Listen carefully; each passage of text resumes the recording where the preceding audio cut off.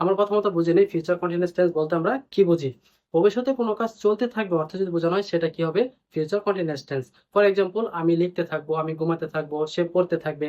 যখন বাংলার ক্রিয়া শেষে থাকবে, থাকবো উচ্চারণ আসে সেটা কি হবে? ফিউচার কন্টিনিউয়াস টেন্স হবে। আসলে এটুকু বুঝতে পারছেন? এখন উদাহরণ দিলে ক্লিয়ার হবেন। দেখেন আপনার জন্য ৩ টা বাক্য লিখেছি।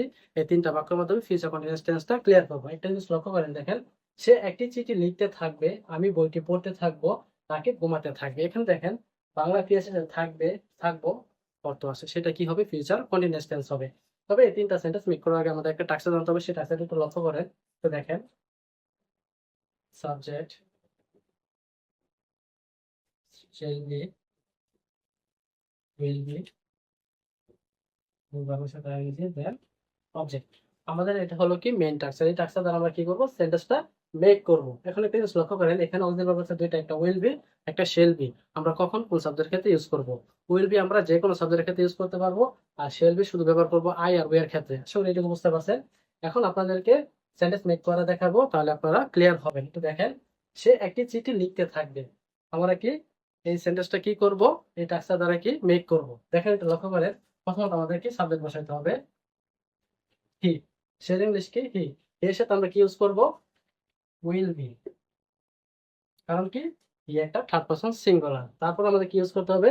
মূল ভার্বের সাথে আইএনজি। এখানে মূল ভার্ব কোনটা? লিখতে থাকবো। লিখা ইংলিশ কি? রাইট। রাইটের সাথে যদি আমরা আইএনজি করি তাহলে কি হবে? রাইটিং। তারপর আমাদের কি বসাতে হবে? অবজেক্ট। এখানে অবজেক্ট কি? একটি চিঠি, a letter। আসলে এটুকু বুঝতে পারছেন? এখন দেখি পরের সেন্টেন্সটা, আমি বইটি পড়তে থাকবো। এটা একটা কি? Future continuous tense. আমি বইটি পড়তে থাকবো। আচ্ছা, এখানে আমি ইংলিশ কি? আই। তার সাথে আমরা shall ব্যবহার করতে পারবো, will ব্যবহার করতে পারবো। আমি shall ব্যবহার করলাম। তারপর আমাদের কি করতে হবে? মূল ভার্বের সাথে আইএনজি। মূল ভার্ব কোনটা? পড়তে থাকবো। তাহলে পড়া ইংলিশ কি? রিড। রিড এর সাথে যদি আইএনজি করি তাহলে হবে রিডিং। এখানে অবজেক্ট কোনটা? দ্য বুক, অর্থাৎ বইটি। দ্য বুক একটা কি? অবজেক্ট। তাহলে আমি বইটি পড়তে থাকবো, I shall be reading the book. আশা করি বুঝতে পারছেন। এখন আমরা পরের সেন্টেন্সটা দেখি, রাকিব ঘুমাতে থাকবে। এটা একটা কি? Future continuous tense. এখানে রাকিব একটা সাবজেক্ট, রাকিব কি? Third person singular. এর জন্য আমাদের উইল বি ইউজ করতে হবে। কি ইউজ করতে হবে? Will be. তো রাকিব উইল বি, এখানে তারপর কি করতে হবে? মূল ভার্বের সাথে আইএনজি। মূল ভার্ব কোনটা এখানে? ঘুমাতে। ঘুমানো ইংলিশ কি? স্লিপ। এর সাথে আইএনজি করলে হবে স্লিপিং। তো রাকিব উইল বি স্লিপিং।